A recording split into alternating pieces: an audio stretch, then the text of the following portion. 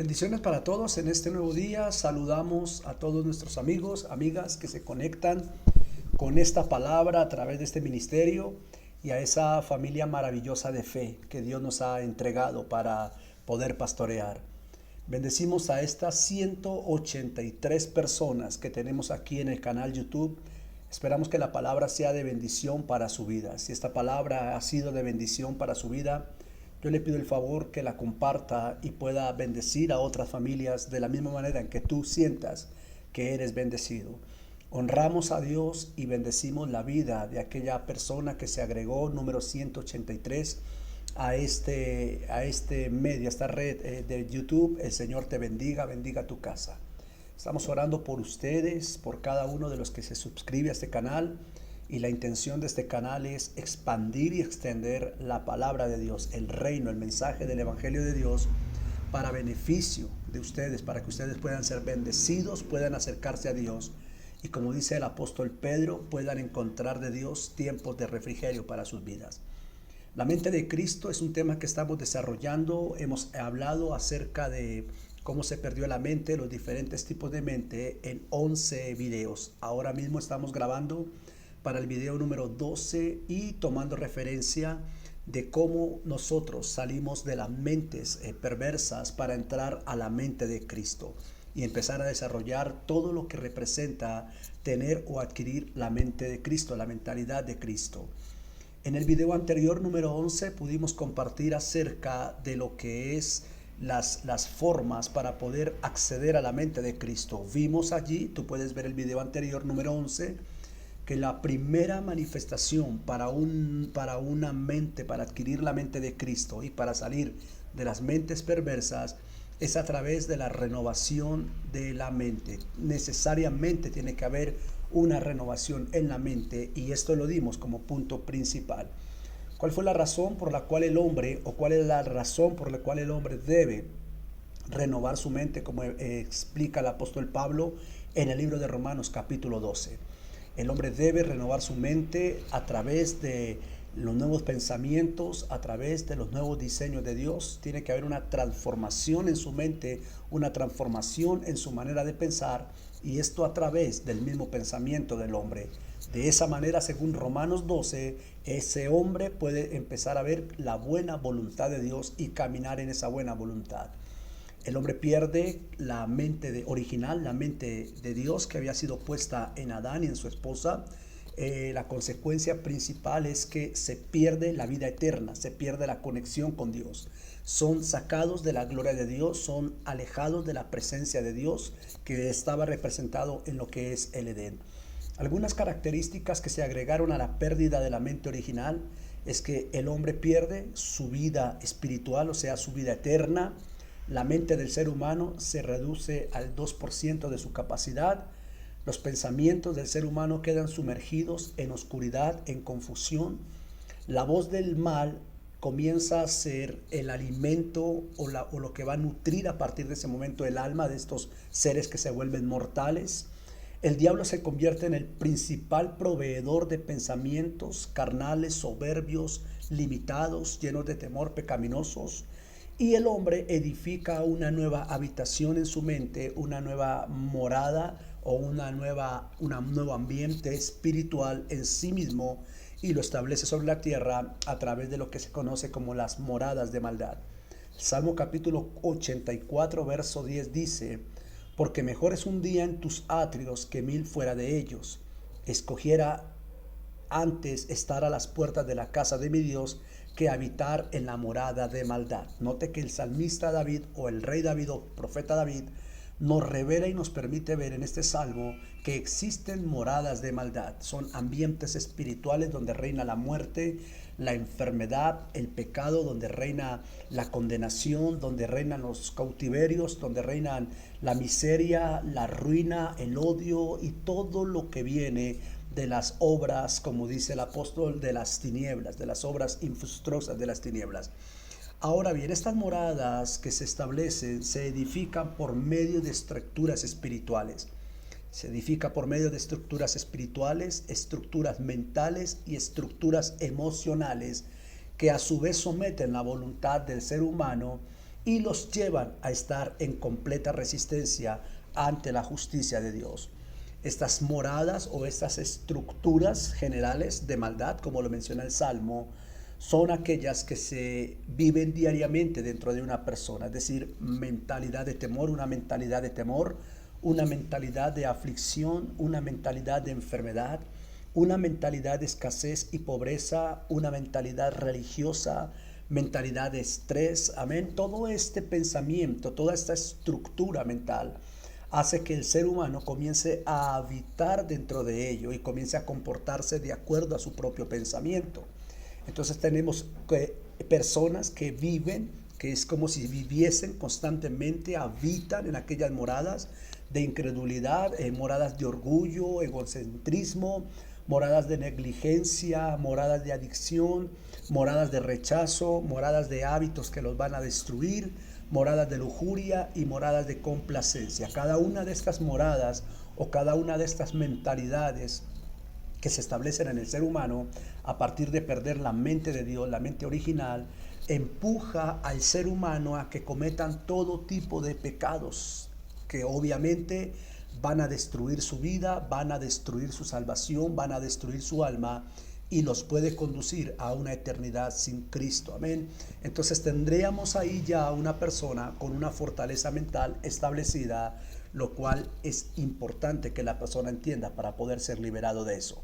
Entonces podemos decir que para poder salir de esta pequeña introducción que entregué, se requiere una renovación en la mente. Una renovación, dice, no os conforméis a este siglo, sino transformados por medio de la renovación de vuestro entendimiento. Romanos capítulo 12, verso 2. Se necesita una transformación. La mente tiene que ser transformada a través de la renovación de los pensamientos obviamente de Dios. Y vemos aquí que se establece todo lo que es la tradición en esa mente, y cuando la mente del ser humano, el comportamiento del ser humano se cierra a tal punto, ese ser humano, esa persona se va a convertir en una persona tradicionalista. Por eso es que tenemos hombres y mujeres, incluso creyentes, que reaccionan de acuerdo a una tradición, de acuerdo a una cultura, ¿amén? De acuerdo a una educación religiosa, a una formación religiosa. Reaccionan de acuerdo a una formación que sus padres le dieron, a una manera de expresarse, como fueron criados culturalmente, como fueron educados en su casa, educados en su religión, educados en su medio ambiente, y entonces se forma una tradición. El problema con la tradición en una persona, en una familia, especialmente en un creyente, o el problema con la tradición en la iglesia, es que Mateo capítulo 7, verso 13 al 15 dice: invalidando la palabra de Dios con vuestra tradición que habéis transmitido, y muchas cosas hacéis semejantes a estas. Note que Jesús en el libro de Marcos capítulo 7, verso 13 al 15 nos está diciendo que cuando hay una tradición, la palabra de Dios queda invalidada. La tradición logra ser, la tradición es tan poderosa, la cultura tradicional es tan poderosa que logra invalidar el poder de Dios en esa vida. Por eso es que tenemos personas que el Espíritu Santo se quiere mover de una manera sobrenatural, de una manera diferente a lo que esa persona está acostumbrada a ver. Y por eso es que vemos que cuando hay una persona con una tradición, una persona que se acostumbró a ver el mover del Espíritu Santo de cierta forma, esa persona va a invalidar el poder de Dios. Va a hacer que lo que Dios iba a hacer, la intención de esa manifestación, va a quedar anulada en esta persona por la tradición que hay, la tradición de la teología. Todo es cuadriculado, todo tiene que verse desde la lupa teológica, hermenéutica, tratar de interpretar el Apocalipsis desde la escatología. Eso es un tema que realmente ha cuadriculado la esencia del Espíritu Santo. Este tipo de personas, por lo general, no todos, pero muchos de ellos que caen en la tradición, en el legalismo, que se cuadriculan en su mente, por lo general siempre van a debatir un mover del Espíritu Santo, van a debatir un avivamiento, van a debatir lo sobrenatural, van a debatir los milagros, van a debatir un mover del Espíritu Santo, un derramamiento del Espíritu Santo, van a debatir las lenguas, van a debatir incluso la profecía, van a debatir en los últimos tiempos, todo lo van a empezar a debatir, van a debatir la segunda venida, van a darle una lógica humana a la segunda venida, porque hay una tradición formada en su mente. Iglesias donde todo es culturalmente, tradicionalmente, culturalmente realizado.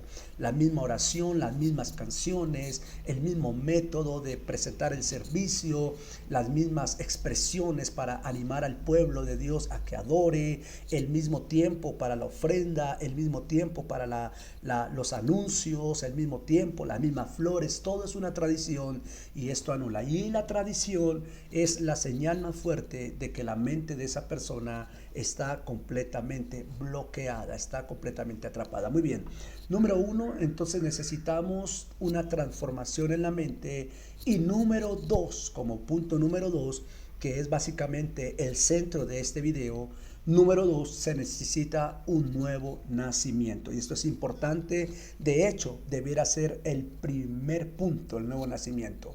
No le dimos un orden para no establecer una tradición, pero dejamos como punto número 2, no menos importante, un nuevo nacimiento. Muy bien, no solamente necesitas tener una transformación en la mente, sino que necesitas nacer de nuevo. Vamos a ver Juan capítulo 3, verso 3. Dice Jesús: respondiendo Jesús y le dijo: de cierto te digo, que el que no naciere de nuevo no puede ver el reino de Dios. Ahora, lo interesante de este pasaje o lo interesante de esta conversación es la persona con la cual Jesús está conversando. Lo interesante de esta escena de Juan capítulo 3 es entender el tipo de persona, la figura de la persona a la que Jesús le está enseñando esto. Note por favor que este mensaje no fue predicado para una multitud, como el sermón de las bienaventuranzas, como la alimentación de los 5,000, de los 4,000. Por favor entienda que este mensaje, número 1, no fue predicado públicamente. Número 2, no fue predicado a plena luz del día, en un desierto, no fue predicado en una plaza, en una plazoleta, no fue predicado allí.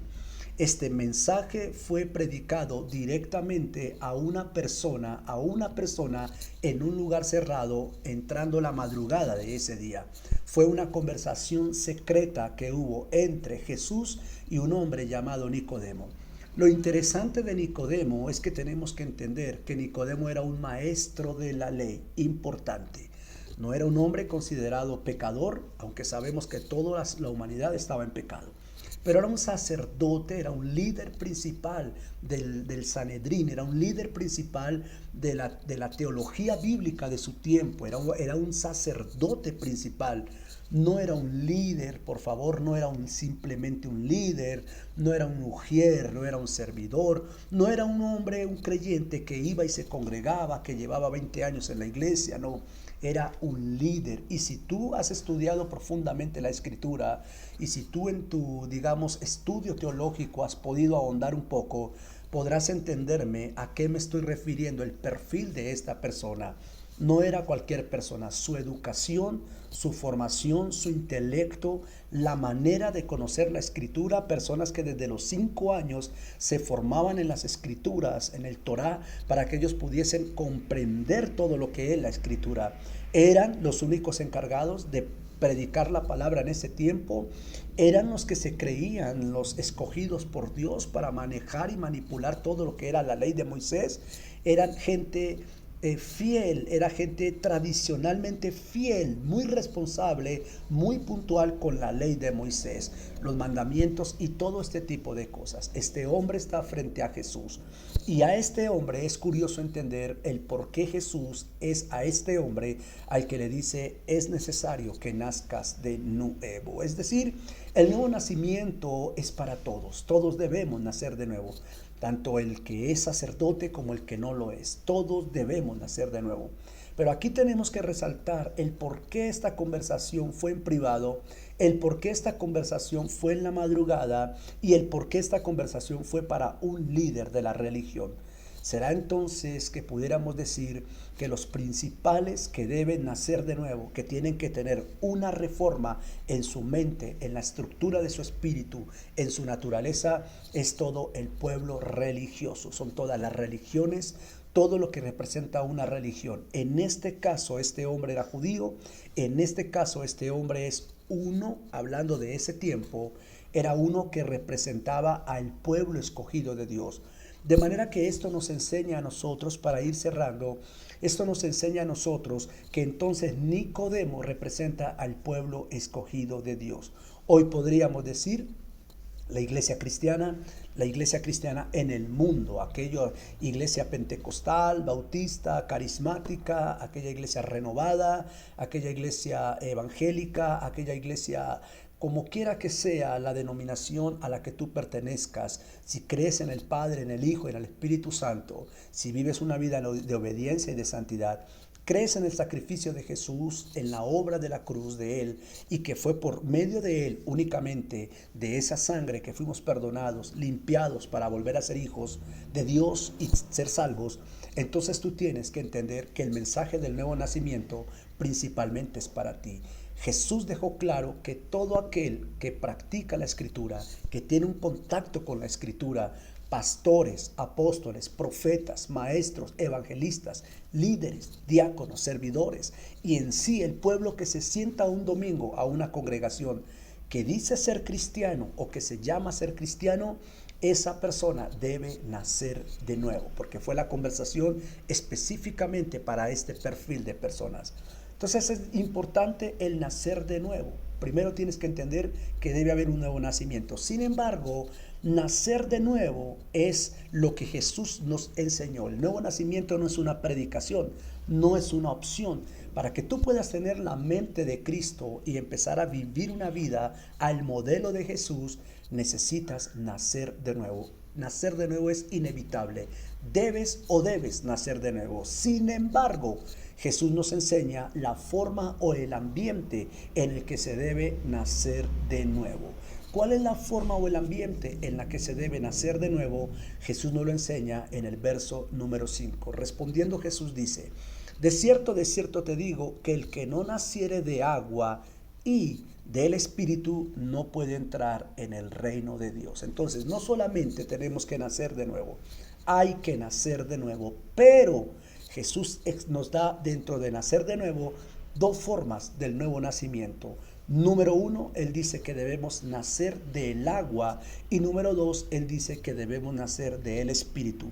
Por lo tanto, amados, consideramos nosotros que según este mensaje de Jesús, para poder salir de la mente de pecado, de la mente de Adán, de la mente de Caín y de todas esas mentalidades que en 11 videos el Espíritu Santo nos ha permitido compartir, se requiere un nuevo nacimiento. Nacer primero del agua y nacer segundo del Espíritu. Pero ¿qué es nacer del agua? ¿Qué es nacer del Espíritu? ¿Cómo se nace del agua? ¿Cómo se nace del Espíritu? ¿Será acaso el bautismo en aguas nacer del agua? ¿Será acaso venir a Jesús nacer del Espíritu?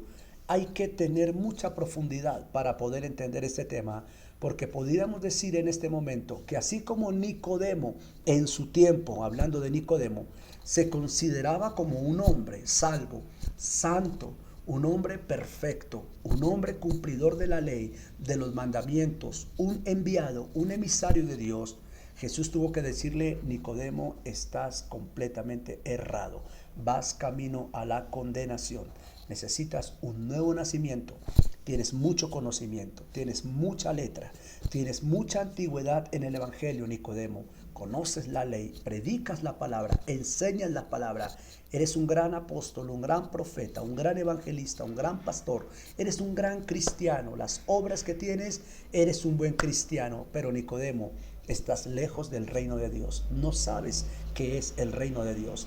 Nicodemo no conocía el reino de Dios. No sabía el reino de Dios. De manera que esto nos enseña, para despedir, que cuántos cristianos, cuántos creyentes saben que existe el reino de Dios, pero no han entrado o no conocen el reino de Dios. Como Nicodemo, Jesús le dijo: si tú quieres entrar al reino, que es lo más importante, necesitan nacer de nuevo. El Señor les continúe bendiciendo.